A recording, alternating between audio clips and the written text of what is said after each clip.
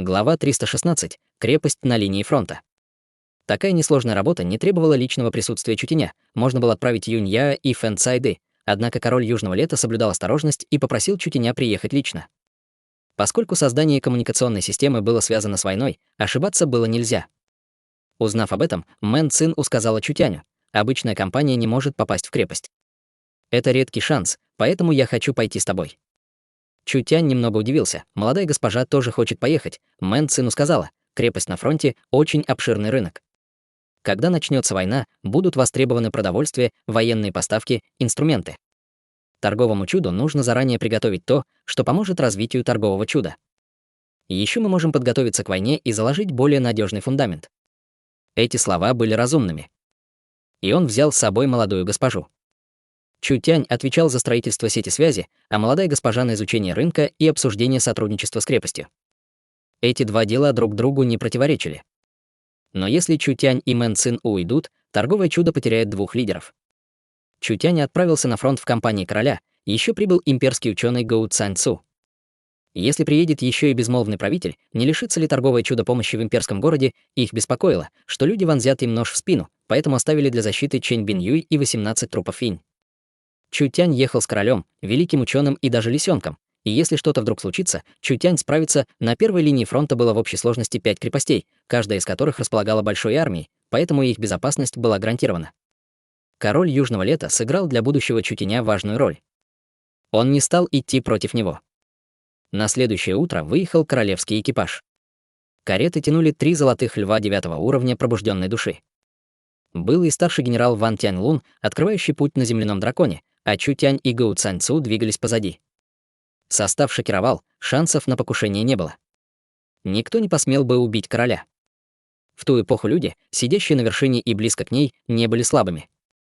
Король был немного слабее безмольного правителя, однако все равно был экспертом царства истинного духа. Обычные люди не могли с ним справиться. Кто в стране Южного Лета мог убить короля, торговому чуду король был выгоден. По крайней мере, можно было не беспокоиться, что в это время против торгового чуда выступит семья Ван. В обширных прериях не было ни одного человека, лишь далекие башни форпостов. Помех в пути не было, и, наконец, на горизонте показалась черная линия. Наконец-то они приехали, это была северная граница страны Южного Лета, издалека все увидели 5 крепостей, в центре стояла самая большая. Она называлась крепостью из железа и стали и была известна как Железная стена. Там находились 50 000 солдат, эта крепость сдерживала гончих войны. Казалось, что город из железа и стали упал с неба или выпрыгнул из-под земли, внезапно появившись в обширных прериях. Несомненно, любой житель страны, впервые его видевший, поразился бы его величию. Железный город был не просто крепостью, вокруг города находились 2 железные стены, образующие барьер, растянувшийся на 100 километров. В высоту железные стены достигали 50 метров и были сделаны из невероятно твердых пород, которые покрывал слой железа. Под солнечным светом стена, достигающая небес, поражала людей. Она напоминала огромное черное чудовище, которое вытягивало руки, пытаясь прижать прерии к груди. Как люди не могли не пасть перед таким давлением, это была знаменитая городская стена Южного Лета. Городская стена простиралась на 1000 километров, соединяя 5 крепостей фронта. В 5 крепостях располагалась защитная армия, частью которой были армии тлеющего пламени и боевого дракона. 5 крепостей и городская стена образовали надежную оборонительную систему, защищающую имперский регион от постоянных набегов гончих войны. Великий Северный барьер построили под командованием короля Южного Лета 1-го поколения, применив силу больше 1 000 000 человек, и построили ее при короле 3-го поколения. Она поглотила огромное количество ресурсов и рабочей силы, что надолго лишило страну достатка, но она доказала свою важность. Это был очень эффективный оборонительный город. Глядя на него, Мэн Цину малость ошалела. Это чудо, созданное страной Южного Лета, о северной стене пели бродячие поэты. Мэн Цин лишь слышала про это великое чудо, но тот факт, что сегодня она увидела его своими глазами, означал, что не напрасно она родилась в стране Южного Лета. В крепость ворвались рыцари Грифонов. Когда королевский экипаж подъехал к большим воротам крепости, раздался громкий величественный голос: «Открывайте ворота», откинули назад несколько десятков черных цепей, и медленно опустился несравнимо большой железный мост, перекинувшийся через широкий и глубокий ров. Железные ворота были достаточно плотными, чтобы не пропустить даже листик дерева, возле них стояли несколько сотен кавалеристов. Каждый солдат был в черной броне и держал в руке 3-метровое копье.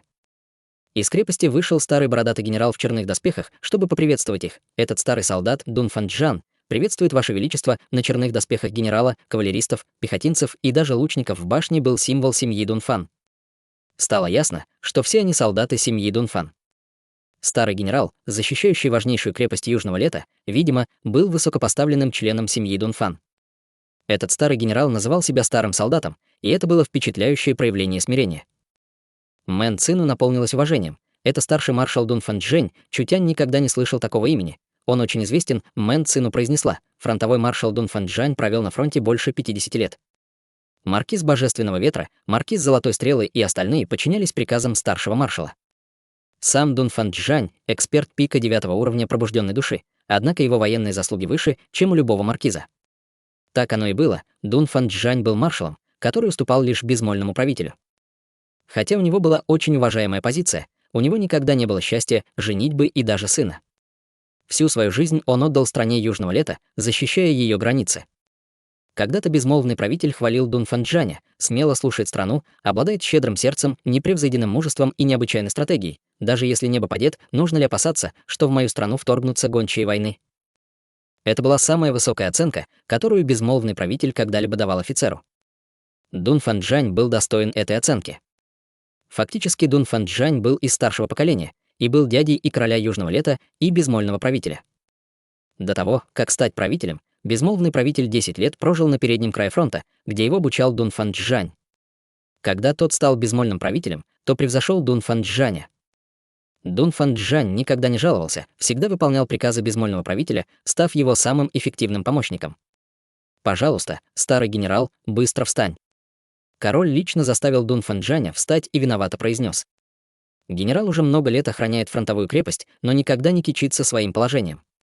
Этот король недостоин этого генерала, и как я могу принимать такое приветствие?» Лицо Дунфан Чжэня потемнело. «Король есть король, а генерал есть генерал. Как старый солдат может не приветствовать вас?» Король никак не мог побороть упрямство дяди.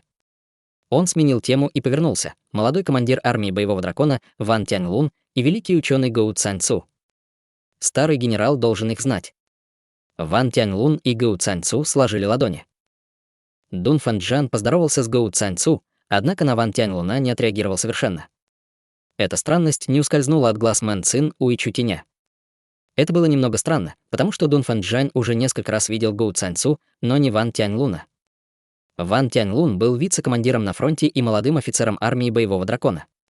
Когда Дунфан Чжэнь отрекся от престола, Ван Тяньлун был наиболее вероятным кандидатом на захватчика трона. Так почему же Дунфан Чжэнь не смотрел на Ван Тяньлуна? Между ними был конфликт. Взгляд Дунфан Чжэня упал на команду Чутиня, и его острые белые брови нахмурились. Кто эти двое? Простите старого солдата за грубость, но фронт — не то место, куда пускают случайных людей. Старший генерал был полон недовольства. Король Южного Лета приехал на фронт ради инспекции, о них он ничего не говорил. Каждый год король Южного Лета проверял фронт. С одной стороны, он изучал ситуацию на фронте, с другой стороны, проявлял уважение к солдатам, сообщая им, что королевство о них помнит, и это поднимало их боевой дух. Неужели король не знал, ни одному гражданину нельзя было заходить в крепость, внутри крепости прятались национальные секреты, и как на них могли смотреть простые люди? А теперь тут не только были незнакомцы, их еще и был двое, юноша вроде Чутиня еще был приемлем, но недовольство Дунфан Чжэня вызывало то, что неожиданно тут появилась женщина. Эту женщину можно было счесть национальным цветком, жизнь фронтовых солдат была крайне бесплодной, и многие не возвращались домой годами.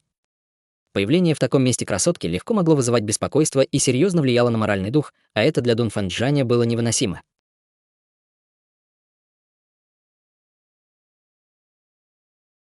Глава 317. Тревоги старого солдата. Старый генерал ошибается, громко хохотнул король Южного Лета. Король представит их. Это Чутянь и Мэн Цину, основатели и президенты торгового чуда. Кстати, старый генерал слышал про торговое чудо, густая белая борода Дунфан Чжэня задрожала. Вы основатели торгового чуда? Почему поведение старого генерала вдруг изменилось на 180 градусов? Это было не на шутку странно. Может быть, реклама торгового чуда дошла аж до границы? Чутянь даже не знал, что он так знаменит. Сначала Дунфан Чжэнь сделал шаг назад, а потом низко им поклонился. Это очень польстило Мэн Цину. Знаменитость страны Южного Лета так низко им поклонилась. Прежде наши солдаты, отправляясь в битву, должны были брать с собой много пайкае, и это было не только хлопотно, сухие зерна быстро становились несъедобными. Даже заполняя желудки солдат, они понижали их боевую мощь, сказал Дунфан Чжэнь с благодарностью на лице. Теперь нам нужно брать всего несколько консервов, и солдаты могут сражаться несколько дней. Консервы торгового чуда, появившиеся на фронте, заметно повысили силу армии. Это изобретение действительно полезно для армии и нации, так оно и было, неудивительно, что его поведение так поменялось. Но даже в знак благодарности старый солдат не может нарушить правила крепости, быстро посерьезнел генерал, изменившись в лице. В крепости нет гражданских, таковы военные правила, король Южного Лета рассердился и удивился. Не возражая генералу прямо, он спросил: «Дядюшка, ты правда считаешь, что король такой скучающий человек? Раз я привел 2 талантов, значит, у меня есть на то свои причины. Позволь великому ученому объяснить это тебе». Дун Фанчжань немного оторопел. Неужели была какая-то причина? Дун Фанчжань не раз встречался с Гоу Цаньцу и восхищался великим ученым. Он понимал, что великий ученый был столпом страны и внес в ее развитие большой вклад. Гоу Цаньцу пришлось заговорить с упрямым старым генералом. Сохраняя спокойствие, он объяснил: «Уверен, генерал слышал, что безмолвный правитель отправился в государство Цан, не так ли? Конечно, я слышал. Безмолвный правитель, ветеран тактики, как дураки гончие войны могли сопротивляться? Не пройдет и 10 дней, и правитель с триумфом выведет свои войска, король тоже так считает», — сказал Гоу Цаньцу и сменил тему. Когда безмольному правителю удастся вернуть войска, его величество начнет северную кампанию в землях гончих войны. Что? Северная кампания. Лицо Дун Фанчжаня наполнилось волнением, а темное старческое лицо стало фиолетовым. Это правда. Есть подходящие условия. Внутренние раздоры гончих войны продолжаются, но если возникнет внешнее давление, они объединятся. Не слишком ли рано начинать северную кампанию? Король кивнул. С нынешней боевой мощью это действительно слишком рано, но в стране произошло чудо. Сердце Дун Фанчжаня от волнения забилось чаще. Если бы 30 лет назад король решил напасть на гончих войны, Дун Фанчжань остановил бы его, потому что национальной силы было недостаточно, чтобы поджечь прерии. Однако страна стала сильнее, а безмолвный правитель всегда хотел направиться на север. Но это могло случиться и через 10 лет, и через 20. Старый генерал был сильнейшим человеком страны, однако медленно превратился в старика. Его величайшее сожаление заключалось в том, что он больше 50 лет управлял крепостью и защищал ее от гончих войны, но никогда не вел армию в атаку. У него было мало времени. Больше всего Дун Фанчжань надеялся возглавить Северную армию. Для старого генерала лучше было умереть на равнинах гончих войны, чем отправиться домой. Теперь, когда такой шанс возник, Дун Фанчжань приятно удивился.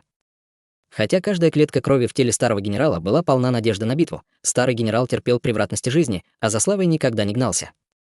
Возможно, он не был таким сильным, как безмолвный правитель, не был таким стратегом, но в стране Южного Лета не было никого, кто провел с гончими войны больше 50 лет и понял эти загадочные прерии. Гончие войны скрывались в слоях густого тумана, и никто не мог видеть их мощь. Хотя страна Южного Лета стала сильнее, она до сих пор была малым королевством. Прежняя страна Великого Лета распалась. Была ли страна действительно готова к контратаке, Гоу Цаньцу был проницательным стариком. Увидев, что Дун Фанчжань молчит, он, естественно, понял, что за противоречия его грызут. Легко улыбнувшись, он произнес: «Что касается торгового чуда, то секретов слишком много, и некоторые пока нельзя раскрывать. Думаю, когда придет время, король расскажет тебе о них. А я просто расскажу про цель нашей поездки. Естественно, секретом было энергетическое оружие. Это была самая большая надежда страны, однако козырь было глупо предъявлять публике. Без разрешения король Южного Лета о нем нельзя было говорить». Прочистив горло, Гоу Цаньцу сказал: «Торговое чудо привело на фронт новые технологии, которые позволят отправлять сообщения мгновенно». Когда Гоу Цаньцу закончил объяснение, Дун Фанчжань поразился до глубины души. Это правда. В мире существовали такие замечательные технологии. Если торговое чудо преуспеет, ситуация на фронте изменится в лучшую сторону.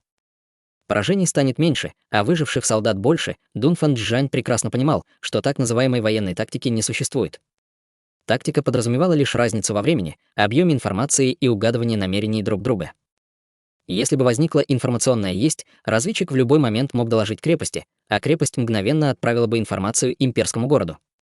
Это могло снизить вероятность поражения до минимума. Контролировать ситуацию мог даже самый некомпетентный офицер. Торговое чудо привезло на фронт консервы и даже ценную систему передачи информации. Эти две вещи могли спасти жизнь огромному количеству солдат. С легкой улыбкой Чутянь сказал: «Старый генерал, мы можем пройти. Вы должны понимать, что нельзя медлить ни на секунду». Дун Фанчжань уже восхищался Чутянем. «Прости старого солдата за преступление. Пожалуйста, проходите, проходите». Железный город был не очень большим, а в крепких стенах были лишь 2 ворот.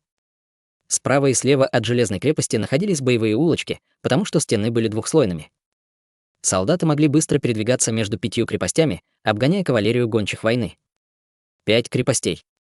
Стена длиной в 1000 миль, 600 тысяч лучших солдат. Строя крепости, страна Южного Лета несколько десятков лет полагалась на человеческую силу. Чу Тянь приказал Гоу Цань Цу устанавливать магнитную звуковую башню, магнитную видеобашню и башню передачи ультраволн. Чу Тянь хотел установить особые радиостанции и громкоговорители, чтобы в критические моменты не полагаться на примитивную систему костров. Дун Фанчжань создаст особый отряд связистов, который сможет передавать приказы армии. Можно было даже построить форпост, а армии снабдить переносными магнитными звуковыми устройствами, чтобы они получили информацию с базы. Когда Дун Фанчжань услышал про эти планы, у него чуть борода не выпала. Он сразу ударил себя в грудь, заверив, что старый солдат предоставит все, что потребуется. Он поддержит Чу Тяня любой ценой. К тому же Дун Фанчжань дал Чу Тяню жетон. Теперь никто не мог остановить Чу Тяня. Постепенно опускался занавес ночи. Торговое чудо приступило к работе. Король Южного Лета стоял на одной из сторожевых башен, глядя мерцающими глазами в сторону севера. Когда небо и землю заполонили звезды и глубокая тьма, все вокруг стало безграничным океаном. Бушевали тысячелетние ветры, поющие одну легенду за другой. Король Южного Лета был полон надежд. Он признавал, что не был выдающимся королем. Но это не значило, что он не может стать великим королем. Ни король первого поколения, ни опытные короли, которые его сменят, не были так близки к этой земле, как он. Мечты короля были мечтами множества королей. Пусть даже этот король был посредственным, но история все равно его запомнит. Король Южного Лета ощущал взбудораженность. Если он сможет снова сделать страну страной Великого Лета, что будет дальше? Семью Дунфан станут воспевать поэты многих поколений. По крайней мере, он станет легендой в этом уголке континента. Вдруг раздался мягкий кашель. Фантазии короля рассеялись, и он немного насупился. Обернувшись, он сменил недовольство на улыбку. «Старый дядя, чего ты хочешь от короля в такую позднюю ночь?» Медленно подошел высокий, сильный и старый Дун Фанчжань. Старый солдат хотел бы дать королю совет. Король немного удивился. Почему это нужно обсуждать так тайно? Дун Фанчжань заговорил не сразу. Ван Тяньлун. «Боюсь, его нельзя использовать». «Что?» Очень удивился король. У генерала Вана много заслуг, его хвалил даже безмолвный правитель. Король уже нарек его героическим боевым маркизом, так почему же его нельзя использовать? Дун Фанчжань вздохнул. Безмолвный правитель умеет сражаться, но не понимает людей. Более того, правитель главнокомандующий и редко общается с такими молодыми генералами, как Ван Тяньлун. Старый солдат не таков, хотя у меня сило зрения, и за 10 лет я очень хорошо его изучил. Король нахмурил брови. Ван Тяньлун — самый выдающийся генерал молодого поколения. Он спокойный и смиренный, никогда не нарушал ожиданий.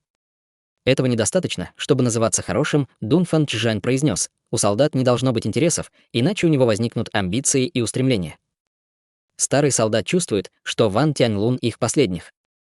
Если мы сделаем его маршалом фронта, боюсь, что король перебил его. У старого дяди есть доказательства этим словам? Нет.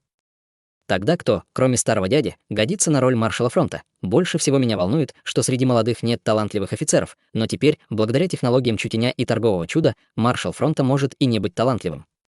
Король Южного Лета был немного недоволен. Что это за речи? Они должны найти посредственного человека и позволить ему командовать полком стены? С возрастом старый генерал помутился рассудком. Дун Фанчжань ощутил недовольство короля и подчеркнул: старый солдат — тот, кто не завидует талантливым. Если бы Ван Тяньлуна можно было применить, старый солдат тут же поставил бы его на должность, но он, король, рассмеялся. Ладно, старый дядя слишком волнуется. Генерал Ван спокойный, не претендует на большее доверие и подчиняется приказам. Хотя старый дядя в нем сомневается, он по-прежнему считается хорошим генералом. Как король мог его не выбрать? Что касается статуса маршала фронта, то старый дядя еще силен, поэтому ты можешь остаться еще на 10 лет. Волноваться ни о чем. Дун Фанчжань открыл рот, но засомневался. Король перебил его. Король устал, а старый дядя тоже должен отдохнуть. Завтра осмотрим крепость, поблагодарим солдат и поднимем их боевой дух. Поговорим об этом снова после войны. А потом король Южного Лета ушел.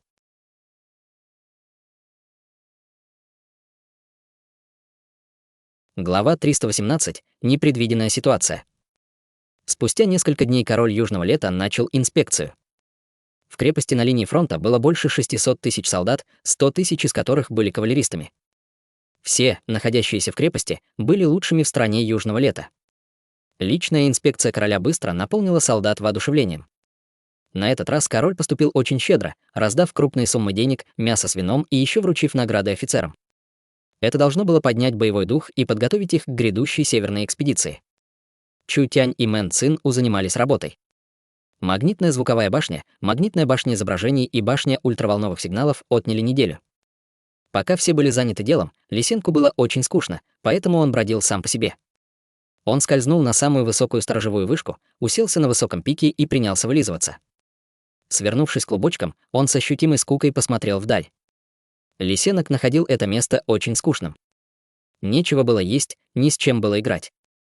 Он не понимал, зачем хозяин привел его сюда, однако было хорошо, что в животе он хранил много еды. Погладив живот, Лисенок выплюнул бутылку, полную святых таблеток. Эти святые таблетки, которые невозможно было купить даже с полным ртом денег, которые принимали буржуа, принадлежали Лисенку. Если бы Чу Тянь это увидел, он бы не удержался и избил его. Это были такие пустые траты, проглотив святые таблетки, Лисенок не ощутил полной сытости, но дальше есть не стал. Хозяин долго не давал ему еду, и хотя в желудке ее было много, нужно было оставить ее на потом, иначе дело закончится пустым животом. Подумав, Лисенок выплюнул круглый предмет, сжал обеими лапками и посмотрел. Он напоминал белый нефритовый шар высшего класса, цвета бараньего жира, очень гладкий и отчетливый, испускающий волны загадочной энергии. Когда Лисенок повернул нефритовый шар, перед ним возник нефритово-черный зрачок, который на него смотрел. Тут же хлынуло мощное давление, которого хватило бы, чтобы сломить дух обычного существа. Это было глазное яблоко, а если точнее, глазное яблоко древнего бога. Проглотив его в башне центрального государства, Лисенок рисковал жизнью. Последние несколько месяцев Лисенок тратил его энергию на собственный рост. На культивацию уходила большая часть энергии. Глазное яблоко было в несколько раз меньше Лисенка, который составлял треть размера обычной лисы, а глазное яблоко было в разы больше, чем у человека. Чертово глазное яблоко поглотило столько энергии. Если бы Лисенок всю ее пустил в рост, он бы уже давно смог убить хозяина. Он надеялся, что пользоваться им просто. Лисенок высоко поднял глазное яблоко и проглотил его. Словно яблоко, управляемое тайной техникой древнего клана, мгновенно взлетело на десятки метров. Лисенок закрыл глаза и осмотрел его божественным чутьем. Он увидел, что остекленевшее глазное яблоко древнего бога вдруг пришло в себя, а зрачок начал фокусироваться. Когда Лисенок проник чутьем в глазное яблоко, то Лисенок услышал шум, словно усиленный в несколько десятков тысяч раз. В голове Лисенка мгновенно возник образ железной крепости. Это был взгляд бога, который можно было бы назвать трехмерным макетом. Чаще всего его называли божественным чутьем, которое превосходило человеческий глаз. В разуме Лисенка возникла сложная структура железной крепости. Все тайные комнаты, все склады, все солдаты, все уголки. Стали явными все тайны, и большие, и малые. Лисенок отчетливо видел тайное оружие, хранящееся в тайных комнатах, вкусную пищу на складах, позиции солдат и спрятавшихся часовых, даже установленные в углах сети. Лисенок улыбнулся. Пользоваться глазным яблоком было очень просто. Можно было без опасений искать вкусные вещи.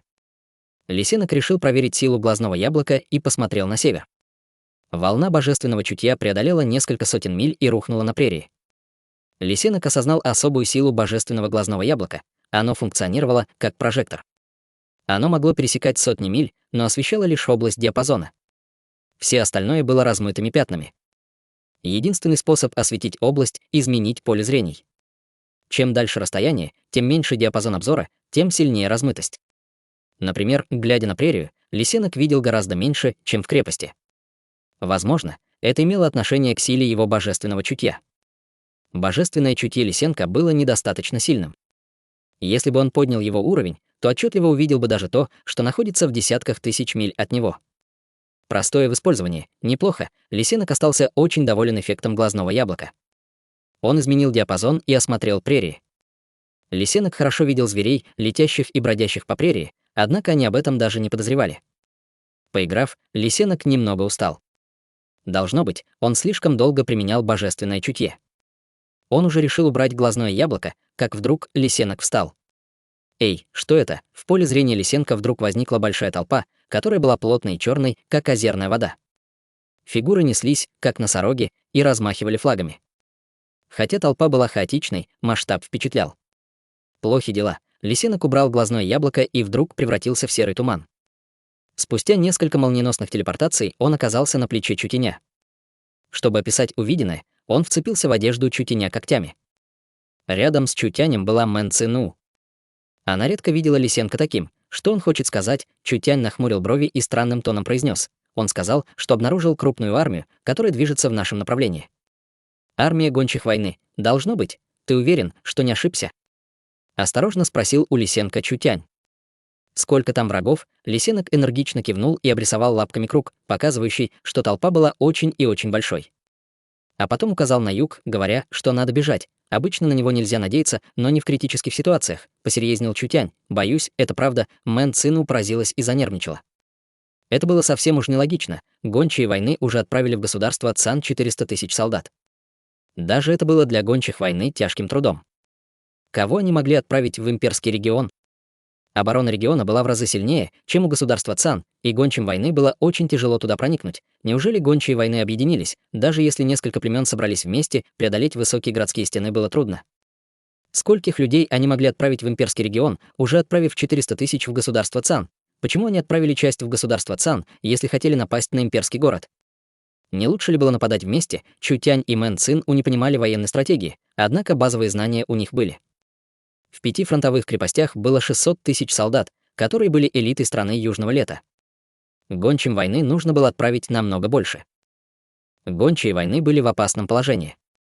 Они почти не хранили зерно, поэтому не могли собрать миллионную армию, однако внезапная атака гончих войны была фактом, и нужно было сообщить об этом королю Южного Лета и Дунфанчжаню. Крепость должна была приготовиться заранее. Чутянь немедленно отправился на поиски короля. Что? Король только что закончил инспекцию 5 крепостей и теперь пил чай в кабинете Дунфанчжаня. Когда он услышал новость, чашка упала и разбилась. Гончие войны хотят атаковать имперский регион из-под тишка? Разгневался король. Ладно, раз они посмели отправиться навстречу смерти, пусть узнают на себе, насколько силен гарнизон крепости Южного Лета. Дунфанчжань, немедленно готовься к сражению, Дунфанчжаню не нужно было повторять дважды. Дунфанчжань уже почуял неладное. В последнее время от постов в прерии сообщений не поступало, чего не могло быть. Более того, ни единого слова от разведчиков безмольного правителя, которые находились в прериях. Это были явные признаки того, что что-то случилось, когда в крепости забили колокола, мобилизовали всех солдат. Несколько десятков тысяч солдат приготовили арбалеты. Крепость часто сталкивалась с вражескими атаками, поэтому они уже разработали быстрый порядок мобилизации. Не говоря уже о том, что Лисенок, заметив гончих войны заранее, дал им как минимум 2 часа на подготовку. Этого было достаточно, чтобы возвести все виды защиты. На поле боя будет опасно. Ради безопасности короля рыцарей Грифонов немедленно должны сопроводить вас в имперский город. Разве когда армия фронта, знающая, что король здесь, узнает, что король убежал, когда пришло много врагов, не разрушит ее боевой дух? Я, король Южного Лета, должен с этим столкнуться. Не сдавался король. Король лично будет следить за боем, сражаясь с гончими войны вместе с фронтовыми солдатами. Хотя Дунфанчжань хотел дать ему противоположный совет, бегство короля действительно подорвало бы его престиж. В конце концов, король был экспертом истинной души. Он мог сразиться с 1000 кавалеристов, так что его безопасность проблемой не была. Не говоря уже о том, что у него был отряд могущественных рыцарей Грифона, которые его охраняли. К тому же, эвакуация при надвигающемся враге была не более безопасной, чем пребывание в крепости. Отлично, война была важнее. Дунфанчжань тут же начал разворачивать войска, когда железная крепость выполнила все боевые приготовления, на горизонте задрожала земля. Словно из грозовых туч вырвался гром, сковавший людей. Гончие войны занимали несколько миль, а было их больше 700 тысяч, даже Дунфанчжань поразился, увидев численность врага. Крепость вдруг окутала предчувствие несчастья. 400 тысяч отправили в государство Цан, а 800 тысяч в имперский регион. В общей сложности их армия включала в себя 1 200 000 человек. Такого числа было достаточно, чтобы сильно поразить крепость, но почему гончие войны отправили 400 тысяч в государство Цан? Была лишь одна причина. Гончие войны считали, что 800 тысяч достаточно, чтобы напасть на имперский регион. Точно, они атаковали не крепость, а имперский регион. 600 тысяч солдат в передовой крепости защищали от врага, а имперский город присылал подкрепление, точнее, штурмовую кавалерию. В трудной ситуации кавалерию возглавлял безмолвный правитель. Гончие войны не хотели напасть на город Цан, не хотели уничтожать племенные фермы. Они лишь хотели выманить тигра с горы, и единственным в стране Южного Лета, кого боялись гончие войны, был безмолвный правитель. В стране насчитывалось 500 тысяч кавалеристов, 100 тысяч были на Железной стене, 200 тысяч в государстве Цан, а 200 тысяч в имперском городе. 500 тысяч солдат реагировали быстро, и подкрепление появлялось везде, где совершалась атака. Вот чего боялись гончие войны. Когда гончие войны атаковали государство Цан, безмолвный правитель вместе с кавалерией отправился в государство Цан. Вместе с солдатами государства Цан они уничтожили 400 тысяч гончих войны. Гончие войны пожертвовали 400 тысяч, чтобы связать безмольного правителя, и 400 тысяч кавалеристов Южного лета, две быстро реагирующие силы вместе с безмольным правителем не могли прийти на помощь, цель гончих войны была достигнута. Когда 400 тысяч кавалеристов оказались в ловушке государства Цан, фронтовая крепость уже не могла получить поддержку, и у гончих войны было 10 дней. Они используют их и прорвутся в имперский регион. Когда Дун Фанчжань понял намерение гончих войны, глубокое неопределенное чувство стало еще сильнее. Дун Фанчжань сражался с гончими войны больше 50 лет, и такая стратегия не могла прийти в голову военным гончим, которые были слабы в дисциплине. Как настолько необычное поведение могло не шокировать?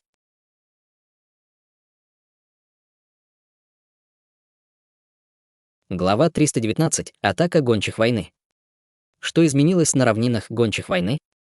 10 великих племен гончих войны обладали населением в 4-5 миллионов человек, однако междоусобицы отнимали у них лучших. Как им удалось воскресить миллионную армию, хотя гончие войны были солдатами, которые нападали на страну Южного лета, нельзя было звать простых солдат, лучшим был лишь 1 из 10. Не говоря уже о том, что единственное племя, способное собрать миллионную армию, не могло инициировать такую масштабную войну. Единственная возможность — объединенная армия. 10 великих племен снова объединились. Странность этого союза заключалась в том, что состоялся он будто за одну ночь. Гончие войны, прежде нападающие друг на друга, вдруг заключили перемирие и теперь пытались захватить страну Южного лета. Страна вообще не была готова. Откуда у гончих войны взялась такая уверенность? Они уже не были прежним великим королевством гончих. Неужели они правда считали, что смогут захватить крепость, имея лишь 700 тысяч солдат? В крепости Южного лета было всего 600 тысяч солдат, но было еще и несравненное снаряжение, оружие, солдатские качества, командирские способности и материальные резервы. Прочную крепость нельзя было взять боем, сила отдельного гончего войны была неплохо, и смерти они не боялись, но даже если бы их было в 2 раза больше, сражаться они не смогли бы. Даже если бы их было вдвое больше, гончие войны не прорвались бы через барьер Южного лета. Что уж говорить про армию из 800 тысяч, в которой царил хаос. Конечно же, сейчас было неважно, какими были замыслы гончих войны и какой у них был козырь. Перед их глазами был первый за 100 лет Великой войны факт: страна не знала, что изменилось на равнинах, а прежней страной она не была. В крепости находились лишь лучшие солдаты, и их было вполне достаточно, чтобы остановить гончих войны. Дун Фанчжань лично поднялся на сторожевую вышку, чтобы управлять битвой. Войска, готовься, солдаты зарядили луки стрелами, к которым были прикреплены талисманы, и натянули тетиву. Когда стрелы вылетали, талисманы активировались, и из них вырывались энергии льда, огня, молнии и многого другого. Это было великое зрелище, которое невозможно забыть. Гончие войны неслись вперед, словно волна прилива, но когда оказались в пределах досягаемости стрел, то вдруг замедлились. Они вошли в конфронтацию с крепостью Южного лета. Что происходит? Увидев это, Мэн Цину смутилась. У армии гончих войны был очень опасный импульс. Почему же они не атакуют? Подойдя так близко, они лишь выкрикивали проклятия, однако команды атаковать не было. Чутянь внимательно наблюдал за гончими войны. Дезорганизованная армия состояла из кавалерии, причем большая часть их чудовищ была огромными животными. Были львы, тигры, кони. Даже волки и ящерицы, что было совсем уж странно. Оружие их казалось простым, и хотя число их было грандиозно, двигалась армия рыхло. Шокировало только количество. У густого моря людей в прериях не было ни конца, ни края, виднелись лишь разбросанные повсюду разноцветные флаги. Воздух шумел барабанным боем, воем рогов, криками и ревом. Сильнее всего привлекали внимание невероятно огромные чудовища. Было одно, похожее на огромную гориллу, однако вид у него был более свирепый. Кожа была пепельно-серой, словно сделана из камня, лицо было большим и круглым, 4 конечности толстыми, а в высоту оно достигало 40 метров. Голову и грудь покрывал толстый слой брони, а к ней цепями была прикована бамбуковая корзина, заполненная гончими войны. У них не было осадных машин. Как они будут штурмовать 50-метровые стены? Осадными машинами гончих войны были огромные чудовища, обычные стрелы не могли причинить им боль, и даже тяжелые арбалеты оставляли только поверхностные раны. Они могли швырять в город тяжелые валуны и нести в корзинах гончих войны. Король Южного лета издал холодный смешок. За 100 лет гончие войны не совершили никакого прогресса. Даже если эта пестрая толпа станет вдвое больше, как вы атакуете страну Южного Лета? Ну и чушь. Должно быть, это самая большая сила, которую могли отправить гончие войны. Как только их истребят в этой битве, страна сможет проскользнуть на равнины гончих войны, однако не следовало недооценивать гончих войны. Духовные звери не боялись смерти и дико неслись вперед, так что нельзя было смотреть на эту рыхлую массу свысока. Среди гончих войны было много экспертов, а некоторые неизвестные духовные звери были экспертами 8-9 уровня пробужденной души, так что к ним нельзя было относиться небрежно. Мэн Цину спросила, почему они не нападают. С серьезным видом Гоу Цань Цу произнес: старик считает, что они ждут поддержки с воздуха. Что еще за поддержка с воздуха? Как только Мэн Цин подумал об этом, в небе вдруг раздался пугающий визг, словно кого-то раздирали на части. К крепости летели несколько десятков огромных демонических зверей, которые достигали в длину несколько футов и вели тысячи обычных демонических зверей. Огромные звери были стервятниками, каждый из которых вес по 600-700 экспертов гончих войны. В воздухе было немало простых гончих, которые летели на всевозможных странных зверях, сопровождаемые стервятниками. Это и есть так называемая поддержка с воздуха. У гончих войны есть еще и воздушная армия. Толстые стены крепости были очень высокими, и к ним не могли подступиться даже осадные звери. Сначала нужно было отправить лучших. Даже не открыв крепость, они хотя бы покалечат армию Южного Лета. Это повышало шансы на успех наземной армии. Это не была тактика. Гончие войны долгие годы сражались со страной Южного Лета, поэтому знали лишь несколько видов атаки на города. Судя по всему, к этой битве они подготовились хорошо. 20 000 солдат были в воздухе, Дун Фан Джань эмоционально воскликнул: «Огонь!». Когда боевые десантники приготовились атаковать, от городских стен полетело густое море стрел, каждая стрела, покрытая духовной энергией света, летела с шокирующей точностью и скоростью. Каждая стрела поражала огромное тело зверей, и демоническая защита не могла их остановить. Когда стрелы пронзали перья и плоть, активизировались талисманы на наконечниках стрел. В небе над крепостью взрывались тела демонических зверей, падали дождем кровь, перья и куски мяса. Небо пронзил запредельный вой. Дун Фан Джань высоко вскинул флаг: «Продолжайте обстрел». Приближалась воздушная армия гончих войны, и командир, что летел на черном ястребе, встал. Призвав духовный источник, он превратился в 6 духовных воинов, которые отбили от ястреба дождь стрел. Он высоко вскинул меч, что держал в руке, и издал пронзительный рев: «Убить! Убить всех людей!». Ради гончих войны Чутянь удивленно спросил, но Ло Мэн Цину заметно удивилась. «Ты его знаешь?» Чутянь объяснил. «Он был экспертом гончих войны, которого я встретил в Алых болотах. Он на пике 9 уровня пробужденной души, его силы велики, на душе у Мэн Цин стало тяжело». К команде смертников присоединился эксперт 9 уровня пробужденной души. Можно было представить, как решительно настроились гончие войны. Хотя они столкнулись с ожесточенным сопротивлением крепости, племена не растеряли бесстрашие. Команда успешно приблизилась к крепости. Но это не значило, что они могли атаковать. Железные стены запечатались, и когда они оказались наверху, верхняя часть стен покрылась железными сетями и острыми шипами. Стрелки железной крепости стреляли из окон коридоров. Как в такой важной крепости могли не учесть воздушную оборону? Воздушная атака гончих войны принесла немало неприятностей, но прорваться в крепость они не смогли. Отряды Южного Лета продолжали выпускать стрелы, и бесчисленные огромные ястребы, огромные стервятники и гончие войны падали, словно капли дождя. Некоторые падали прямо на острые сети, и их разрезало на тысячи кусочков, осыпая стены горами плоти. Армия Южного Лета действовала очень методично. Армия сосредоточилась на битве, и гончие войны не могли до них добраться. Но в это время огромный стервятник, утыканный стрелами, вдруг приземлился на стену. Он стал разрывать огромными когтями железные сети, и хотя стрелы убили его, он все же создал пролом, несколько сотен гончих войны спрыгнули с крыльев и рухнули на железную стену. Плохо дело, пришли гончие, убейте. Остановите их, остановите их. Несколько тысяч солдат Южного Лета атаковали с обеих сторон. Эти самоубийцы гончих войны были лучшими, и хотя они понимали, что скоро умрут, их жестокость была за гранью воображения. Они заставили солдат Южного Лета понести жертвы. Раздался гул горно-гончих войны, сигнал к атаке, густая черная армия вдруг кинулась к крепости, словно внушительная черная волна, пытающаяся разорвать город на куски. В воздушных войсках гончих войны было много огневой мощи, и настало время для нападения. Это было слишком страшное давление. Небо и земля задрожали, крепость содрогнулась, повсюду раздавались дикие звуки убийств. Это была война двух стран, никогда прежде Мэн Цину не видела такой ожесточенной битвы, и шок оказался слишком сильным для нее, ее лицо побледнело. На таком огромном поле боя сила одного человека почти не имела эффекта. Чутянь утешил ее: «Не волнуйся, мы победим». Черт! Чертовы гончие! Обнаружив, что крепость заполнили воздушные войска гончих войны, король вышел из себя. Что вы делаете? Скорее остановите воздушную армию гончих. У командира взвода рыцарей Грифона возникло сомнение. Ваше Величество, но короля Южного Лета окружила пугающая аура. Нужно ли вам защищать короля? Разве вы не видите, что солдаты Южного Лета сражаются в кровавой битве? Могут ли славные дворцовые рыцари вроде вас равнодушно наблюдать со стороны? Есть. Взмахнул рукой рыцарь Грифона. Вперед, напасть на гончих войны, несколько сотен рыцарей оседлали грифонов и вылетели из коридоров Железной крепости. Королевские рыцари были всем известными экспертами царства прославленной души, и хотя их было не очень много, когда они присоединились к бою, армия Южного Лета перестала ощущать прежнее давление. Король Южного Лета подошел к Чутяню, Мэн Цин-У и Гу Цань-Цу, два великих ученых, и госпожа Мэн Цину, вы немедленно отправляетесь в безопасное место. Гоу Цань-Цу нахмурился. Ваше Величество не отступает. Как может уходить этот старик? Это приказ.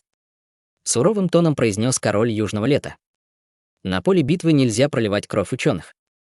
Идите, король Южного Лета уже принял решение. Он присоединился к битве лично, хотя в таком масштабном сражении обычный эксперт царства истинной души не играл решающей роли, сил короля было достаточно, чтобы стать для гончих войны сдерживающим фактором. Если король лично начнет сражаться, это сильно поднимет боевой дух солдат. Гоу Цань-Цу даже не успел заговорить, как Чутянь вдруг что-то понял и тут же выкрикнул: «Осторожнее с окном!» Бум! Железное окно помяло взрывом, и в комнату ворвалось множество стрел. За стрелами, туда, где стояли они, кинулись несколько десятков фигур.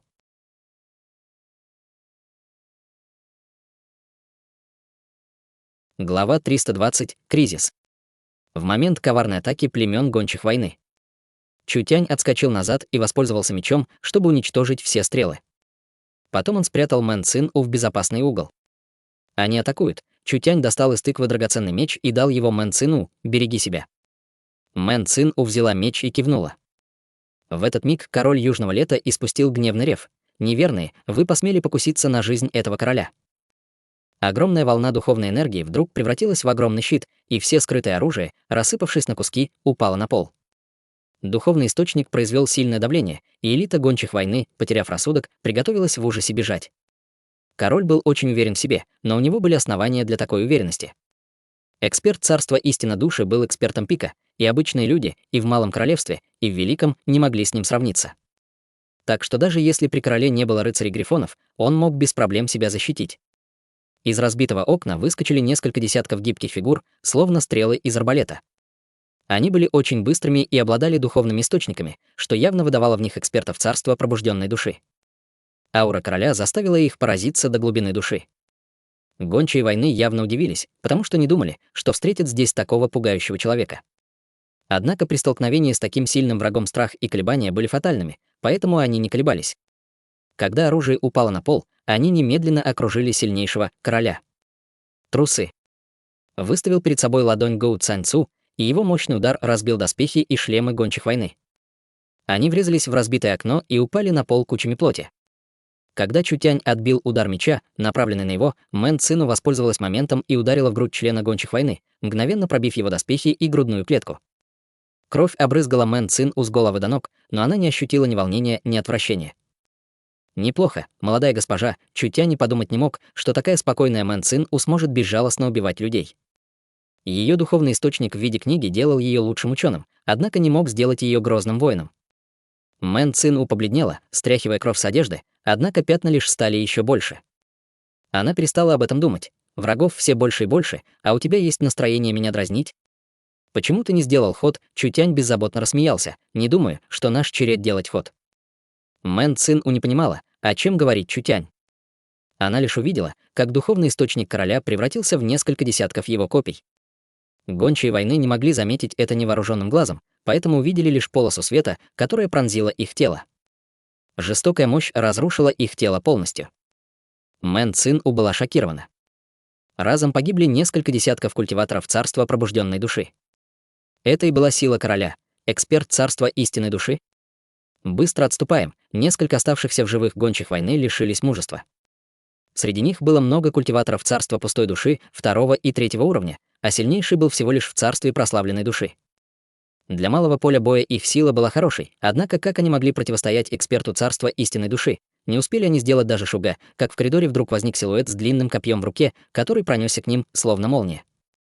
Гончие войны не успели сбежать, и это длинное копье разорвало их. Этот слуга опоздал. Я прошу Ваше Величество о прощении. Ван Тяньлун держал окровавленное копье, а его доспехи были покрыты кровью. Видимо, он уже убивал по пути. Позади Ван Тяньлуна были 5 генералов, и все были в тяжелых доспехах с символом армии боевого дракона. Король кивнул. Генерал Ван пришел вовремя. Можете корить короля, а потом будем вместе убивать гончих войны. Нет. Ван Тяньлун опустился на одно колено и с тревогой произнес: «Мой король, сложилась опасная боевая ситуация, на этот раз противник отправил слишком много экспертов. Я прошу короля подумать о Южном лете и отступить в безопасное место». Король был очень недоволен. Не успел он что-то сказать, как Ван Тяньлун вдруг схватил копье, а в его глубоких глазах возникло убийственное намерение. Острое чутье чутеня уловило эту деталь, и с мрачным лицом он крикнул: «Осторожно, это произошло мгновенно». Коленопреклонный Ван Тяньлун вдруг стукнул по полу правой ногой, и сила, которую он долго копил, взорвалась. Длинное копье в правой руке расцвело холодным сиянием, и наконечник нацелился в лоб короля Южного лета. Слишком неожиданно, хотя Чутянь предупредил короля, у него не было времени, чтобы накопить силу с помощью одних только условных рефлексов. Сила короля была очень мощной, и как бы ни старался Ван Тяньлун, копье не сдвинулось ни на дюйм. Ван Тяньлун был готов к такому. Когда копье перехватили, он решительно отпустил его. Наклонившись вперед, он вытащил зеленый кинжал и безжалостно ударил короля. Король ощутил боль в груди, в его тело вошел кинжал. Ощущая жжение, король яростно взревел и выставил перед собой левую ладонь. Ван Тяньлун отлетел к железной стене, отпечатав в ней широкий круг. Гоу Цаньцу гневно выкрикнул: «Ван Тяньлун, ты мятежник!» С мрачным лицом король вытащил из груди кинжал. Кинжал явно был покрыт ядом, и он уже чувствовал, как в тело проникают токсины. Если бы он в критический момент не отошел в сторону и дал бы кинжалу пронзить его сердце, этого удара хватило бы, чтобы лишить его жизни. Король сплюнул черной кровью, и его лицо покрылось неверием. «Ты посмел напасть на короля?» Ван Тяньлун вышел из отверстия в стене, разом превратившись в другого человека. Его лицо уже не было смиренным, на зловещем выражении расцвела насмешливая улыбка. Его защитил дракон, поэтому ладонь короля не убила его, а лишь нанесла тяжелую рану. «Короля. А ты достоин им быть? Достойна ли этого твоя семья, Дунфан? Моя семья — это король. Ты просто предатель, узурпировавший трон». Разразился Ван Тяньлун холодным смехом. «Думаешь, мы благодарны семье Дунфан за то, что они оставили за собой родословную королевского клана Великого Лета? Это ошибка, серьезная ошибка». Гоу Цаньцу сердито выругался. Если бы не семья Дунфан, страна Великого Лета лишилась бы последних земель. Что касается тебя и твоего эгоизма, ты фактически вступил в сговор с гончими войны. Ты знаешь, как пала страна Великого Лета. Ты злой пес, которого покинули даже боги, короля переполняло сожаление. Дунфан Чжань, этот опытный старейшина семьи, видел Ван Тяньлуна насквозь, даже не зная его, он понимал, что тот опасен, поэтому предупредил короля. Если бы король прислушался к предупреждению Дунфан Чжаня и защитился от Ван Тяньлуна, у Ван Тяньлуна не было бы шанса на него напасть, но теперь говорить об этом было слишком поздно. Раз это ошибка, сегодня король исправит эту ошибку, снова расцвел духовный источник семьи Дунфан. Духовный источник мог принимать разные формы и реагировать на разные ситуации надлежащим образом. Король превратил его в огромный фиолетовый меч, который ударил Ван Тяньлуна аурой, сотрясающей землю. Король был культиватором царства истинной души и был слабее 3 правителей, однако царство истинной души отличалось от царства пробужденной души, и преодолеть этот разрыв было нелегко. Если меч ударит Ван Тяньлуна, защита того окажется бесполезной, и того убьют одним ударом. Огромный меч даже не наклонился, а сильное давление уже лишило Ван Тяньлуна способности двигаться. Король гневно выкрикнул: «Умри!» Из-за Ван Тяньлуна выскочил генерал и достал из ножен длинный черный меч. Он мгновенно оказался перед Ван Тяньлуном и отбил удар короля, который был сильнее молнии, черным мечом. Король, подвергшийся коварной атаке, все равно оставался экспертом царства истинной души. Если человек мог отразить удар короля, значит, он был экспертом царства истинной души. Король шагнул назад, зажимая кровоточащую грудь. Ощущая, как яд набирает силу, он с мрачным видом спросил: «Ты кто такой? Ваше Величество и есть знаменитый король Южного Лета». Человек снял шлем, оказавшись гончим войны, явно экспертом. У него были глаза чудовища и загадочная аура. Он держал в руке длинный черный меч без украшений. Казалось, что он сделан из камня, а окружало его черное пламя. Вице-командир племени адской песни, меч адского пламени, Малим, эксперт царства истинной души из гончих войны. Это было недавно образовавшееся великое племя, которое упоминал безмолвный правитель, король испытал сожаление. Безмолвный правитель не раз упоминал, что с этим племенем могут быть проблемы, однако короля это не волновало. Дунфан Чжань, безмолвный правитель, два столпа этой страны, король не на шутку вас опозорил. Ван Тяньлун провел вождя племени гончих войны Малима в крепость под видом члена армии боевого дракона. Его охватило нехорошее предчувствие. Ван Тяньлун был одним из вице-командиров фронтовой крепости, и последствия его бунта были невообразимыми. Раз он привел в крепость одного эксперта гончих войны, то мог привести и других. В крепости могла быть целая армия гончих войны. Ван Тяньлун командовал армией боевого дракона. Даже если бы армия не восстала, по крайней мере, за ним пошли бы рыцари земляного дракона. Хотя их было всего 2000 человек, они все же оставались сильной армией. Плохи дела. Крепость была в опасности, неважно, насколько она была неодолимой, это касалось лишь внешних атак. Если враг проникал в крепость, она уже не была неприступной. Прийти на помощь не могли ни кавалерия имперского города, ни кавалерия государства Цан. В имперском городе было несколько сотен тысяч солдат, однако они были тяжелой пехотой. Вода не могла погасить огонь на расстоянии, глупый человеческий король. Бегло произнес Малим на языке людей, подняв черный меч. Тебя ранили особым ядом, созданным племенем адской песни для экспертов истинной души. Ты обречен умереть здесь, и твоя смерть станет началом конца страны Южного лета. Мечтай. Пусть ты этого не признаешь, но страна Южного лета проиграла, холодно произнес Малим. У человеческой расы нет шансов на победу, твоя смерть неизбежна. Этот духовный зверь был спокойным и собранным, он совсем не походил на гончего войны.